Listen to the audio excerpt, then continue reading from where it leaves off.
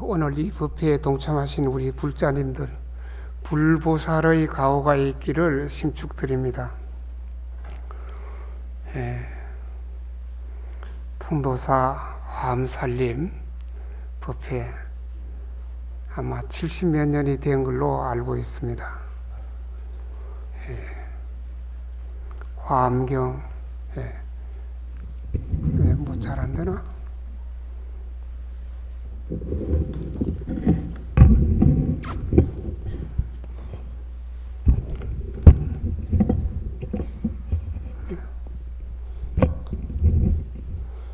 이 마이크가 저를 알아보는가 봐요.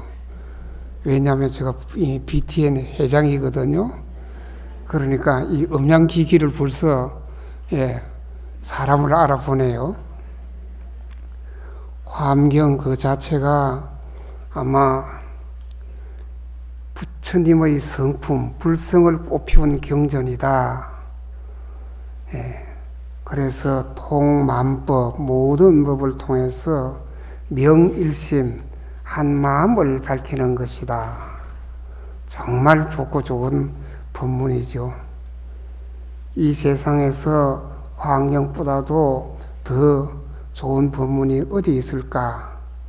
다만 눈을 뜬 사람에게는, 마음의 눈을 뜬 사람에게는 이보다 더 좋은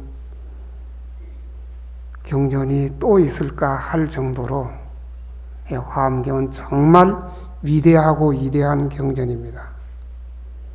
아마 앞에 법사님 그리고 지난해 그 지난해 여러 법사 스님들이 이 화엄경의 우수성에 대해서 누누이 말씀을 드렸을 거예요.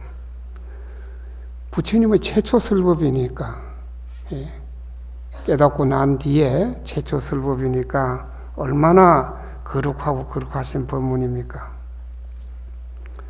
그런데 모든 경전이 다 그렇습니다만은 경전을 지식으로 받아들이는 경우, 그리고 신심으로 받아들이는 경우 아마 차원이 다를 겁니다. 지식으로 받아들인다. 여러분들 인터넷 또는 스마트폰을 통해서 지식 손으로 딱딱딱 누르면 다 나오잖아요. 우리 통도사 화엄살림 법회도 아마 몇 년 전부터 다 이렇게 클릭하면 다 볼 수가 있습니다. 그러나 지식으로 받아들이는 경우, 그건 어디까지나 지식이죠. 그러나 믿음으로 받아들였을 때 그야말로 화엄경은 우리들의 세포 하나하나를 눈뜨게 살아있게 하는 것이 바로 이 화엄경입니다. 그런데 이 화엄경은 사실 좀 어려워요. 죄송한 말씀인데 저도 어려워요. 왜? 완전 깨달아서 부처의 경지에 가지 않았기 때문에 저도 어려워요. 그러나 이 화엄살림을 최초 하고자 했던, 원을 세웠던 경복노 스님, 저도 한 50여 년 전에 이곳에 살면서 이 스님의 법문을 직접 들었습니다. 스님이 열반하시고 난 뒤에는 스님의 법문집을 통해서 스님의 법문을 새삼 했는데, 그 스님의 말씀, 당대의 선지식이잖아요. 눈 밝은 선지식의 말씀, 어떻게 법문을 하셨느냐 하면, 대성 법문은 모르고 듣더라도 한 번 들어서 우리들의 열애장에다 넣어 놓으면 우리들이 나중에 이성을 떠나서 나쁜 갈래에 헤매다가도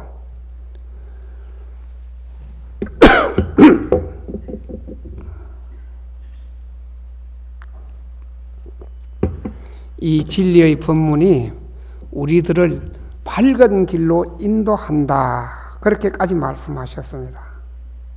그래서 이 화엄경, 이 진리의 법문이 바로 영혼의 길잡이다. 그만큼 좋은 법문이에요. 그런데 부처님 법문은 이 역시 경봉스님 그 법문이에요. 저 이야기 아닙니다. 이 부처님 법문은 짐승이나 허공을 나는 새나 미물들이 들어도 속이 시원해지고 해탈을 얻게 된다. 여러분들 이해가 됩니까? 예? 아이고, 대답, 예 하는 거 보니까, 예. 역시 통도사 화엄살림법회네요. 예. 그래서 제가 오늘 여러분들에게 드리고 싶은 말씀, 잘 들으면, 예. 다이아몬드가 한 섬이에요. 다이아몬드 아시죠? 예, 저는 콩만한 것도 없어요. 그런데 한 섬이에요. 환경법문 잘 들으시면, 못 들으면 어떻게 되느냐? 예, 석돌 석섬이에요. 이제 말장난하려고 이야기하는 거 아닙니다. 환경법문 잘 들으시면, 여러분들 다이아몬드 1카레트라 그러죠? 그거 하나만 하더라도, 예, 손에 얹어 놓으면 얼마나 행복합니까? 예.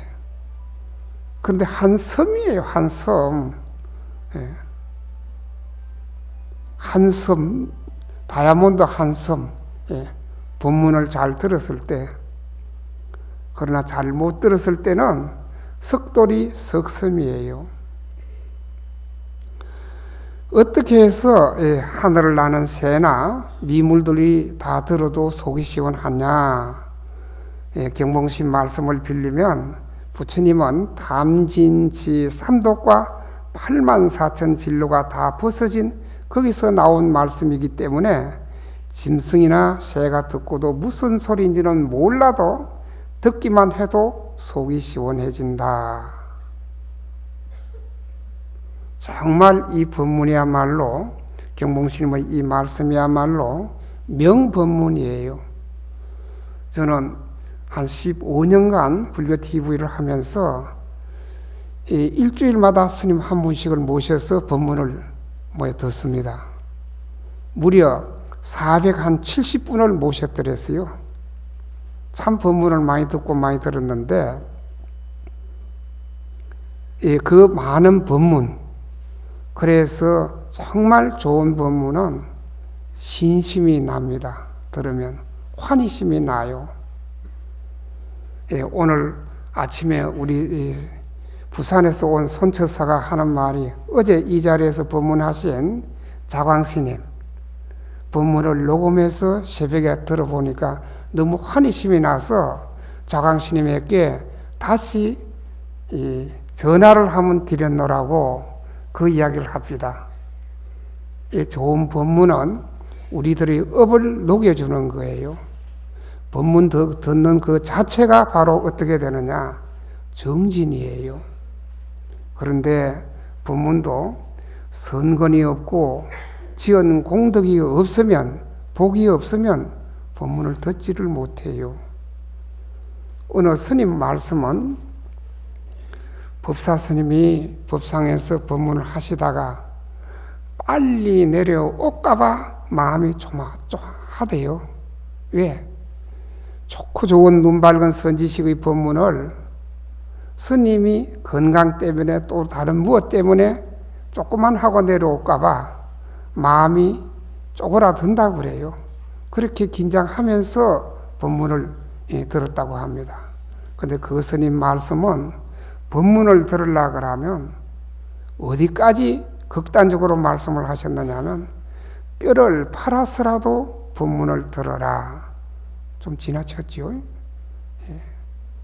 뼈 팔아버리면 어떻게 됩니까? 예, 뼈를 팔아버리면 어떻게 되죠?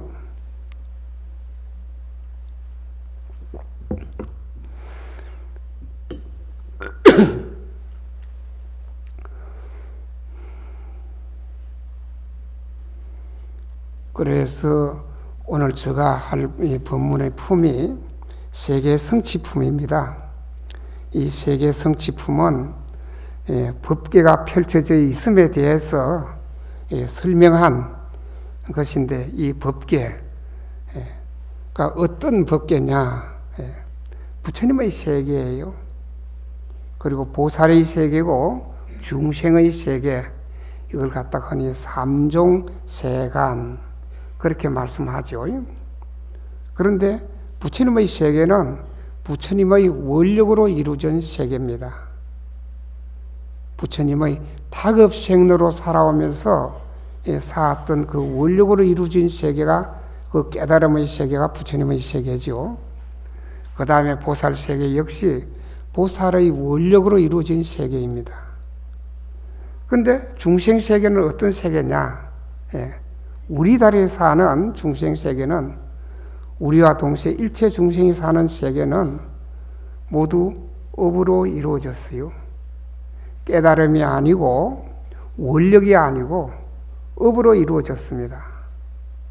그런데 부처님의 그 깨달음의 세계도 중요하고 보살의 그 원력의 세계도 아주 지중한 겁니다.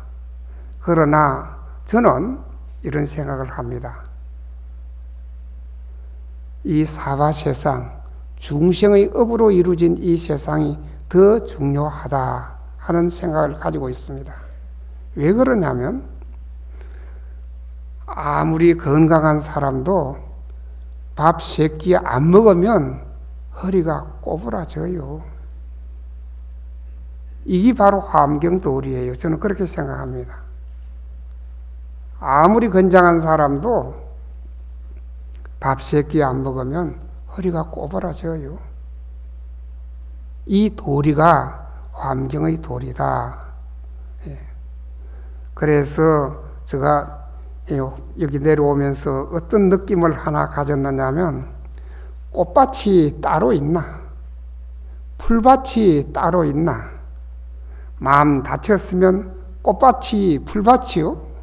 마음 열렸으면 풀밭도 꽃밭이다. 쉬워서 이해가 부탁 되지요? 두 분은 안 읽겠습니다.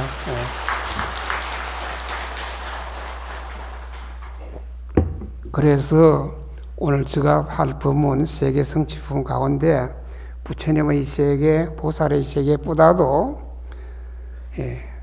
사람의 세계에 대해서 중점을 두고 말씀을 드리겠는데, 그래도 세계성취품의 원문은 한번 읽어야 안 되겠습니까?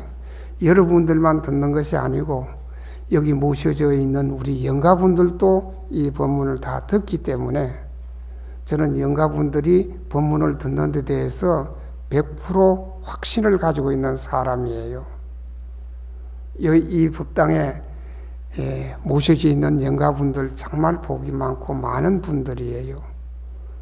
대방광불 함경 법문을 들을 수 있으니까 얼마나 복이 많습니까?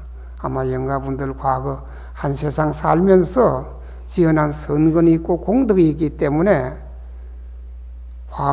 화엄살림법회에서 이렇게 모셔졌지 않을까 하는 생각을 합니다. 그때 보현보살 마하살이 부처님의 위실력으로서 일체 세계 바다와 일체 중생과 일체 부처님과 일체 법계와 중생들의 업의 바다와 일체 중생들의 근성과 욕망과 일체 모든 부처님의 법륜과 일체 삼세 바다와 일체 열의의 원력과 일체 열의의 신통 변화와 달을 두루 관찰하였습니다. 이렇게 화엄경에서는 설법 형식에 대해서 언제나 자신의 권속 대중들을 두루 살펴가 그렇게 법을 설하는 방식입니다. 그 다음에 이와 같이 관찰하고 나서 온갖 도량이 대중바다에 있는 모든 보살들에게 널리 말하였습니다. 그런데 이 세계성취품은 부처님의 위실력을 빌려서 보현보살이 하신 말씀이에요. 그런데 보현보살의 말씀으로 한 것이 아니고 부처님의 위실력, 부처님의 위실력이라는 것은 부처님의 뜻으로 법문하셨다. 그렇게 이해하시면 되겠습니다. 모든 부처님 세종께서는 일체 세계가 이루어지고 무너지는 것을 아는 청정한 지혜가 불가사의합니다. 일체 중생들의 업을 아는 지혜가 불가사의합니다. 여기서 중생이라 그러면 우리 사람뿐 아니고 미물, 곤충까지 축생과 동시에 물에 사는 어류, 그 미물, 곤충까지 모두를 살아 움직이는 모두를 이야기하는 겁니다. 일체의 끝없는 부처님의 연설하는 지혜가 불가사의합니다. 부처님 법문 한없고 끝이 없는 그 모든 것이 불가사의하다. 그래서 우리 평범한 인식으로서는 이해하기 힘든 부분이 많이 있습니다만은, 그러나 경봉신 말씀대로 그저 듣기만 하더라도 듣는 이 자체가 우리 환경의 법문이 우리 이 마음자리 열애장에다 쌓이게 되어 있습니다. 욕망과 이해와 근성 바다에 들어가는 지혜가 불가사의합니다. 열애의 한량없는 서원 바다를 나타내 보이는 지혜가 불가사의합니다. 일체 부처님의 신통 변화가 나타내 보이는 지혜가 불가사의합니다. 법륜을 굴리는 지혜가 불가사의합니다. 현설 바다를 건립하는데 불가사의합니다. 도저히 이 보살의 위치에서도, 보현보살의 입장에서도 불가사의하다. 또한 청정한 부처님의 몸이 불가사의하고 끝없는 색상의 바다가 널리 밝게 비침이 불가사의합니다. 산과 호수가 다 청정함이 불가사의합니다. 거지없는 세상의 광명 박히게 바다가 구죽하게 청정한 것이 불가사의합니다. 가지가지 색상의 광명 구름 바다가 불가사의합니다. 수성한 보석 불꽃 바다가 불가사의하고 음성 바다가 성참이 불가사의하고 세 가지 자재 바다를 나타내 보임이 불가사의합니다. 일체 중생을 조복하고 성숙시킴이 불가사의합니다. 일체 중생을 조복하고 성숙시킨다. 우리 사람들은 말로 해서 알아듣는데 축생이나 미물, 곤충은 어떻게 알아듣겠습니까? 우리 통도사를 계산했던 이 자장스님만 하더라도 길을 가다가 옛날엔 전부 다 산과 꼴짜기가 많잖아요. 겨울을 건너다가도 물고기가 나오는 것을 보면 그 물고기들한테 3기 5개를 일러주었다고 그래요. 개를 일러주었다고 그래요. 개를 설했다는 이야기입니다. 여러분들 방생 가셔서 방생하기 전에 3기계를 다 설해 줄 거예요. 왜 설해 주겠어요? 그 일체 중생을 조복해서 성숙시킨다. 어떻게 성숙시키느냐? 그야말로 보리심을 일어날 수 있도록, 업을 소멸해서 보리심이 일어날 수 있도록 하는 것이 바로 이 중생을 조복하고 성숙시킴이 되겠습니다. 용맹스럽게 모든 이 중생을 조복해서 헛되이 지나침이 없음이 불가사의합니다. 부처님의 지혜에 안주함이 불가사의합니다. 열의 경계에 들어감이 불가사의합니다. 위실력으로 보호해 가짐이 불가사의합니다. 일체 부처님이 지혜로 행하신 것을 관찰함이 불가사의합니다. 힘이 원만해서 다른 이가 능히 꺾어 조복할 수 없음이 불가사의합니다. 두려움 없는 공덕을 능히 지나갈 이가 없음이 불가사의합니다. 그 부처님보다도 더 수승한 이는 없다, 그런 뜻입니다. 차별 없는 삶에 머무는 것이 불가사의합니다. 신통 변화가 불가사의합니다. 청정하고 자제한 지혜가 불가사의합니다. 일체 불법을 능히 무너뜨릴 수 없음이 불가사의합니다. 부처님의 법, 그 누구도 무너뜨릴 수가 없다. 정말 이 말씀은 우리들에게 희망 그리고 용기를 주는 그런 부분이에요. 어떤 경우에도 부처님의 정법은 무너뜨릴 수가 없다. 이와 같이 일체 법을 내가 마땅히 부처님의 위실력과 일체 열의 위실력을 받들어 구축하게 설하겠습니다. 중생들에게 부처님의 지혜 바다에 들어가게 하기 위한 까닭이며 일체 보살들에게 부처님의 공덕 바다 가운데 안주하게 하기 위한 까닭입니다. 일체 세계 바다를 일체 부처님이 자제하게 장엄하기 위한 까닭이며 일체 급의 바다 가운데 열의 종성이 함께 끊어지지 않게 하기 위한 까닭입니다. 일체 세계 바다 가운데 모든 법의 진실성을 나타내 보이기 위한 까닭입니다.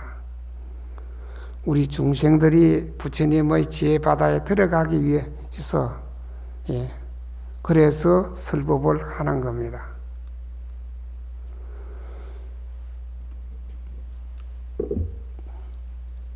그래서 이 불성을 꽃피우기 위해서 우리 중생업을 성화시키기 위해서 우리들이 불보살의 세계로 가기 위해서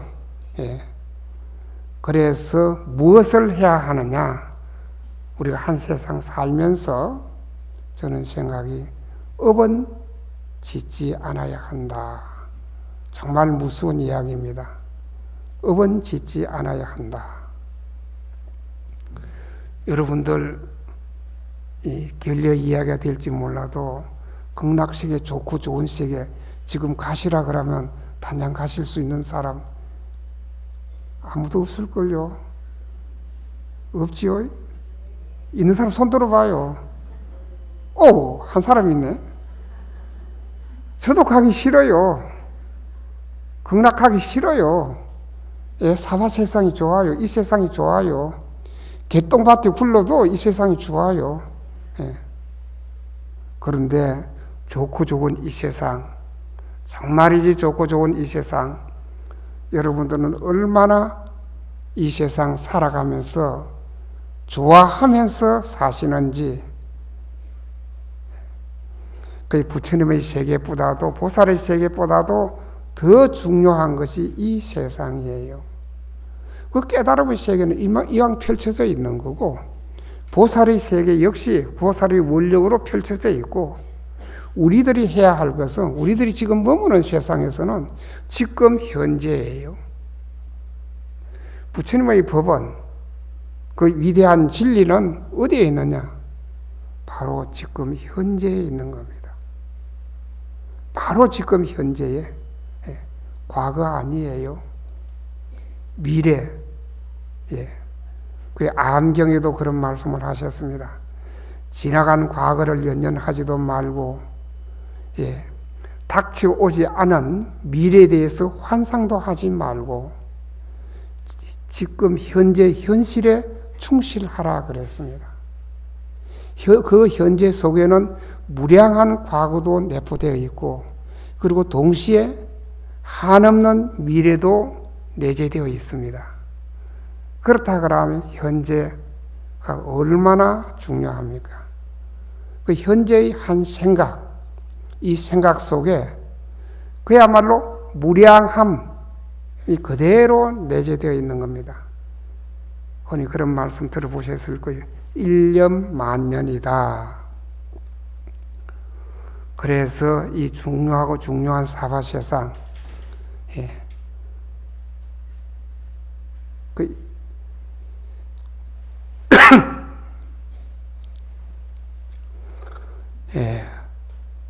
마구니의 노예가 되지 말아라. 어떤 것이 마구니냐?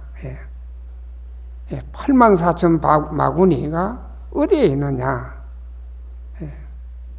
단장 마구니라 그러니까 엉뚱한 이야기 같지만은 84,000 마구니가 어디에 있느냐? 바로 내 마음 속에 있습니다. 내 마음 떠나서 마구니가 있지를 않아요. 그 마구니의 유혹에 넘어가지 말아라. 그 이야기는 결국 내가 나에게 속지 말아라. 내가 나에게 속지 않는 일. 너무 어렵죠? 제가 이런 이야기 하니까 여러분들 얼굴들이 다 관상들이 굳어져 있어요. 얼굴 좀 펴세요. 예. 어려운 이야기 뭐 안 할게요.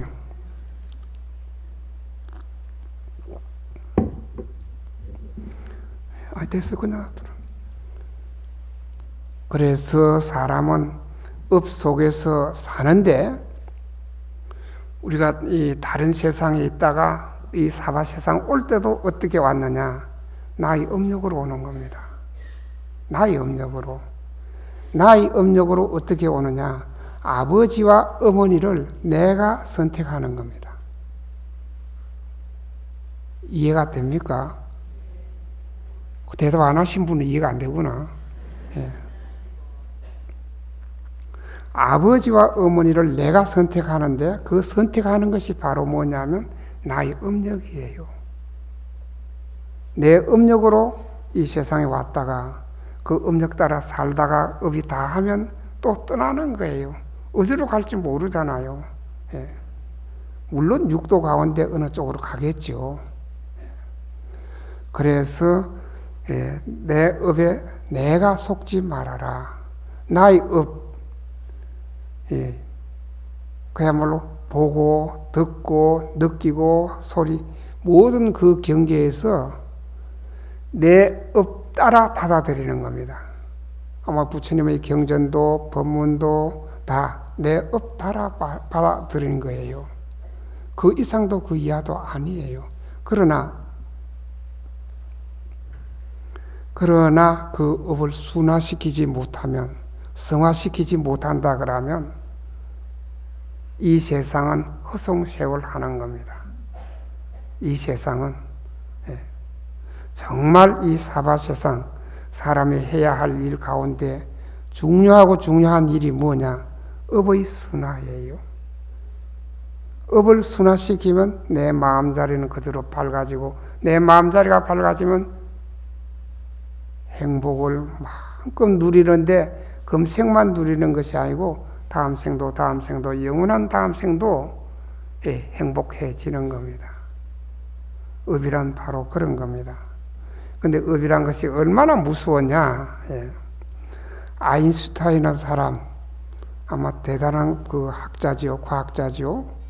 이분의 이야기 가운데 편견을 깨는 것은 원자 핵을 쪼개는 것보다 더 어렵다 그랬어요. 편견이 뭐겠어요? 업이에요. 요거 옳다 하는 생각, 요거 잘못됐다 하는 생각, 그 자기 고집이잖아요. 그 편견을 깨는 것이 원자 핵을 쪼개는 것보다도 더 어렵다 그랬어요. 이 아인슈타인이 아마 수행한 경지가 과거 여러 생 동안 수행을 많이 한 것 같아요.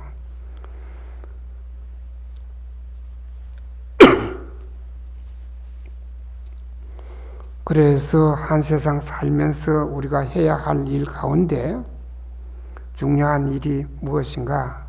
사바세상에 머무를 시간 얼마나 되겠어요? 아무리 살아도 100년이잖아요.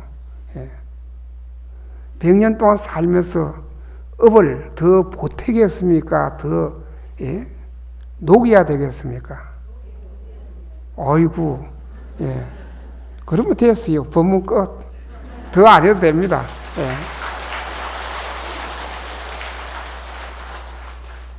그래서 우리는 한 세상 살면서 그야말로 선업을 쌓아야 하는 겁니다. 이 세상 살면서 선업 쌓을 것밖에 없어요. 다른 어떤 가치보다도 선업 쌓는 일, 이것이 제1 명제가 되지 않을까 하는 생각을 합니다. 그 선업을 살라 그러면 어떻게 하느냐? 정념, 바른 생각을 가져야 하는 거예요. 생각이 발라야 선업이 쌓이는 거죠. 그리고 두 번째가 불법성 삼보를 찬탄하는 겁니다. 그저 의식적으로만 하는 것이 아니에요.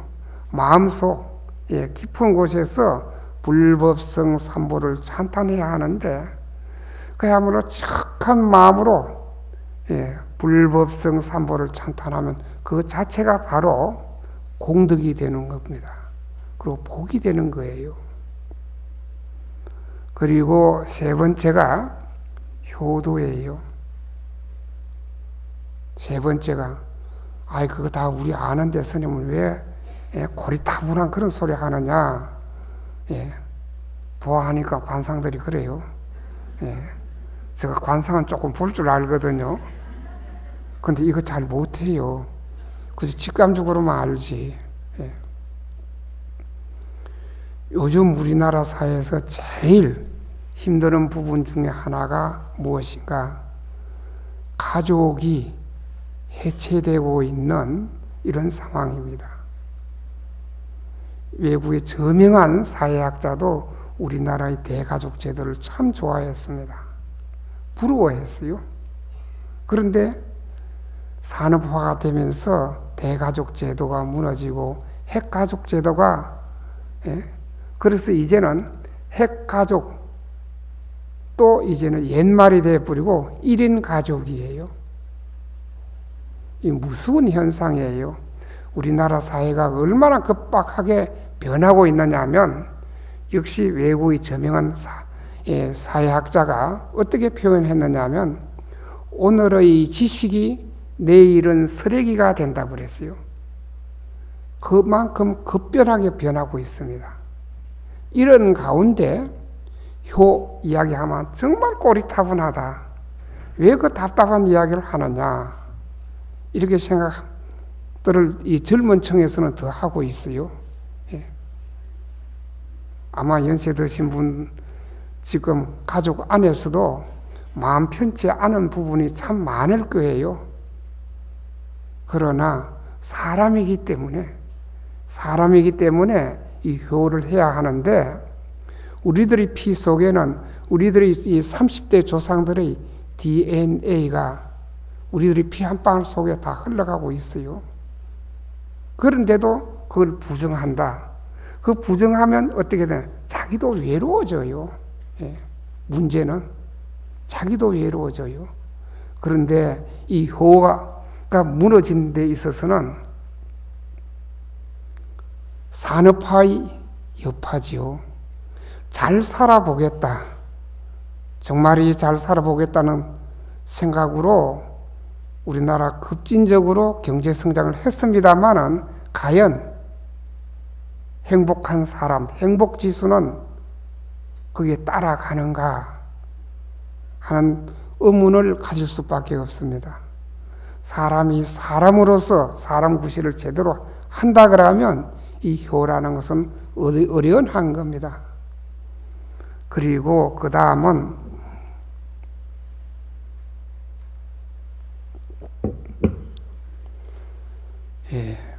자기 자신을 사랑하는 일. 자기 자신을 지극히 사랑한다 그러면 여러분과 인연 지어진 분이 그 소중함을 알 수가 있는 겁니다. 내가 내 자신을 지극히 사랑하지 않는다 그러면 나에게 주어진 인연, 남편, 아내, 아들, 딸 등한시되는 거예요. 우리가 다급생로로 살아면서 많고 많은 인연 지었기 때문에 금생의 한 가족으로 모여졌는데 그러나 그 가족끼리 갈등이 있고 서로 어긋난다 그러면 그 얼마나 안타깝습니까? 그래서 나에게 주어져 있는 인연, 정말이지 소중하게 여기는 일, 그것이 나를 사랑하는 거예요.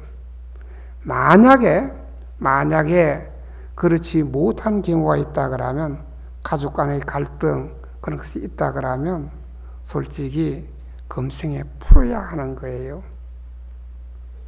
금생에 풀지 않으면 다음 생에 또 만나야 되니까 지극한 어느 부부가 왔습니다. 연세가 조금 드신 분이에요. 사회에서는 그야말로 저명한 분이에요. 근데 그 부인이 저에게 절을 3번 했습니다. 근데 그 남편이 옆에 앉았다가 하는 말이 나한테는 왜 3번 안 하느냐? 저 앞에서 둘이서 또 싸워요. 그래서 제가 그랬습니다. 사랑싸움 집에 가서 하십시오. 그래서 그 처사님한테 이렇게 물었습니다. 다음 생에 이 부인 만나고 싶으냐? 절대로 안 만난대요. 또 부인에게 물었습니다. 그 보살에게 다음 생에 처사님 만나겠어요? 그러니까 아이고 금생에 한 것도 많은데 다음 생은 절대로 안 만난대요. 두 분 다 그야말로 열차 레일같이 평행선을 달리더라고요. 그런데 제가 그런 말씀을 드렸습니다. 보아하니까 다음 생에 필연적으로 만나집니다. 틀림없이 만나집니다. 안 만나지는 경우는 없습니다. 왜 그러느냐요? 두 분 다 똑같이 그렇게 판색을 하더라고요. 지금 보아하니까 그렇게 다음 생에 만나고 싶어서 안 만난다고 저에게 대답을 한 겁니다. 미워하면 다음 생에 또 만나요. 어쩔 수 없어요. 지연한 인연이 있으니까요. 지연한 인연, 피해갈 수 있는 일은 누구냐? 이 사바 세상의 그 중생들은 피해갈 수가 없습니다. 단 해탈을 한 경우는 예외가 되겠죠. 그렇지 않고는 지연한 없다라 흘러가게 되어 있습니다. 그 다음에는 가진 것 있으면 분수껏 베풀으셔야 하는 겁니다. 왜? 선업을 쌓기 위해서, 덕을 쌓기 위해서, 복을 쌓기 위해서 베풀어야 하는 겁니다. 이 복의 밭, 어떤 것이 복의 밭이냐? 복전이라 그러죠. 복의 밭. 이렇게 화엄살림에 동참하는 이 자체, 저렇게 영가를 천돈하기 위해서 가는 자체가 바로 베품이에요. 그런데 분수껏 베풀어야 하는 겁니다.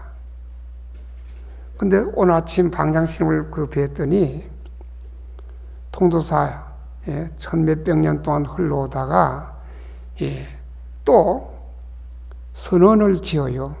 선방을 지어요. 새로.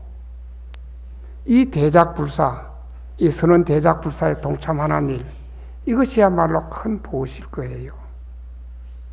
거기서 한마디 더 할게요. 여러분들 불교 텔레비전 보시죠? 와, 이리 대답이 적노? 근데 불교 텔레비전 솔직히 통도사에서 시작했어요. 다 아시죠?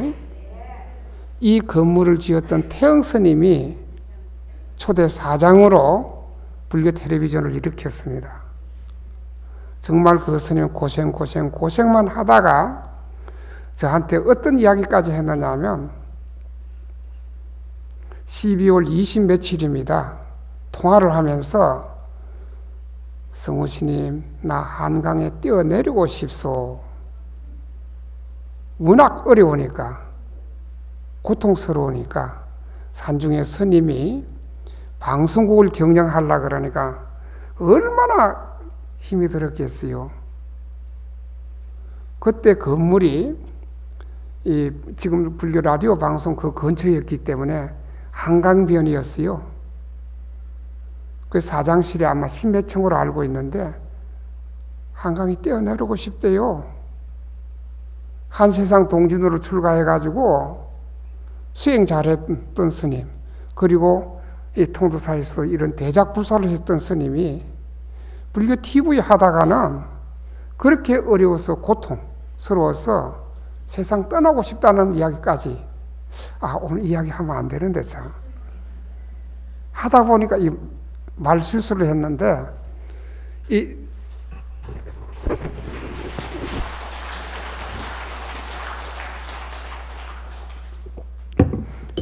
라디오 담당자 이거 편집해 줘요.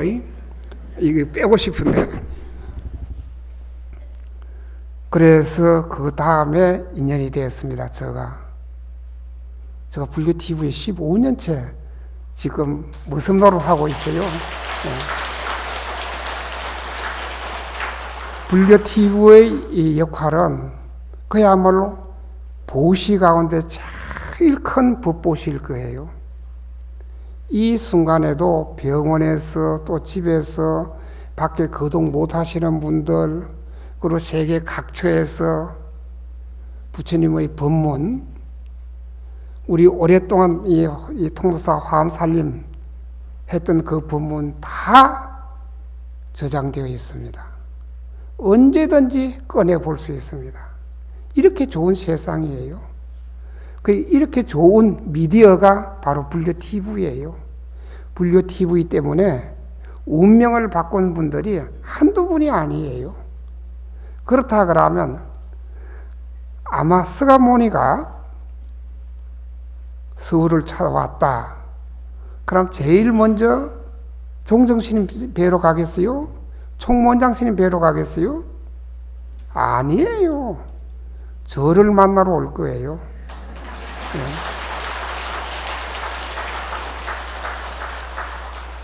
저는 제가 오만해서가 아니라 분명히 저를 보러 옵니다.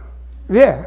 저를 만나야 당신이 수행했던 것을 그야말로 온 인류에게 펼 수 있기 때문에 이렇게 좋은 것이 바로 불교 텔레비전이에요. 여러분들 불교 텔레비전 많이 시청해 주시고 혹시 마음이 있다 그러면 이 불교 텔레비전 무슨 불사고? 잊어버렸네. 예, 후원 불사에 참여해 주면 좋겠다는 말씀도 드립니다. 그리고 그 다음이 바로 천도인데 이 천도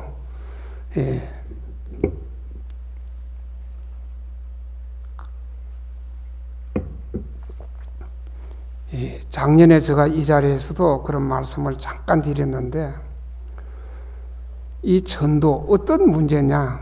우리나라는 5,000년간 약 900몇 번의 외침이 있었습니다. 일본, 중국, 몽고 이런 쪽에서 만만하니까 어질고 착하니까 그네들이 쳐들어왔더랬어요. 그래서 우리 이 땅에 살았던 젊은이들이 얼마나 많이 두 눈 못 감고 세상을 떠났습니다. 생각해 보십시오. 얼마나 한이 되겠어요? 가까이는 6.25 동란 때 우리 젊은 군인들이 얼마나 희생을 했습니까? 약 30만인가 그렇게 되죠.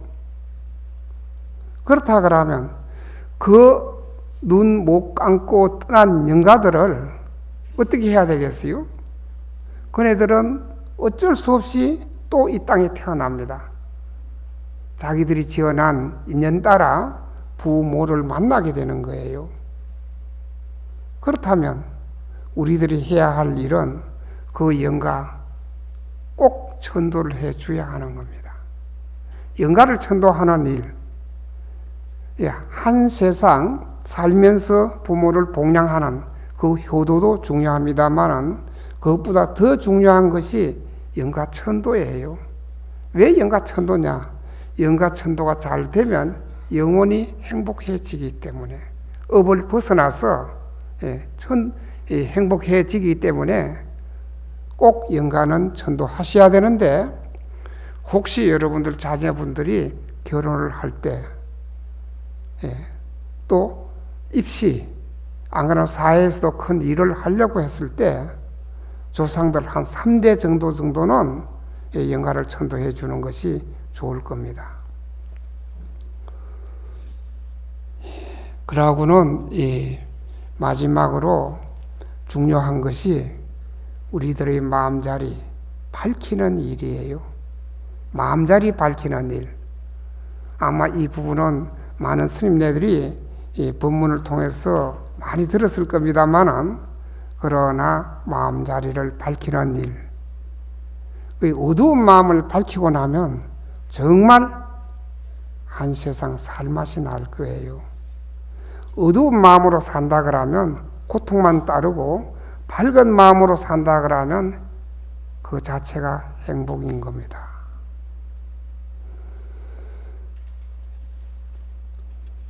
예, 화엄경을 또 읽어드리겠습니다. 한량없는 억만보살이 시방에 나아가며 장엄이 다르지 않으나 그 가운데 사별하게 보도다. 만약 부처님이 세상에 출현하시면 일체가 다 진귀하고 좋으리니 그 마음이 청정함을 따라서 장엄이 다 부족하도다. 모든 부처님이 신통력으로 부사의함을 나타내 보이면 이때의 모든 세계가 모두 다 널리 청정하리라. 한 작은 먼지 속에 많은 세계 바다가 저수를 각각 다르게 다 음정했는데 이와 같이 한량없는 것이 하나 속에 들어가지만 낱낱이 구분되어 섞이고 어긋남이 없구나. 낱낱 먼지 속에 무수히 많은 부처님의 계시어 중생들의 마음 따라 널리 앞에 나타나니 일체 세계 바다가 모두 다 두루하시어 이와 같은 방편이 차별이 없구나.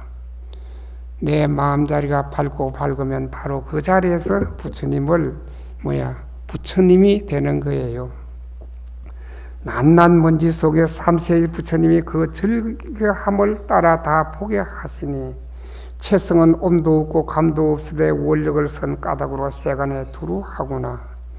모든 부처님이 가지가지 방편으로 일체 세계 바다에 출현하사 다 중생들의 마음에 즐기는 바를 따르시니 이것이 열의 훌륭한 방편의 힘이로구나. 모든 부처님의 법신이 부사의하며 색도 없고 형상도 없고 영상도 없으나 능히 중생을 위해 온갖 형상을 나타내어 그 마음의 즐김을 따라 다 보게 하구나. 혹은 중생들의 마음의 즐거함을 따라 생각하기 어려운 갖가지 성을 나타내 보이며 혹 어떤 때는 일성뿐만 펴서 하나 속에 한량없는 방편을 나타내구나. 예, 저 이야기 들으시느라 수고들 했습니다. 오늘 이 인연으로 여러분들의 마음자리가 밝아져서 행복해지시기를 바랍니다. 저 오전 법문 마치겠습니다. 아무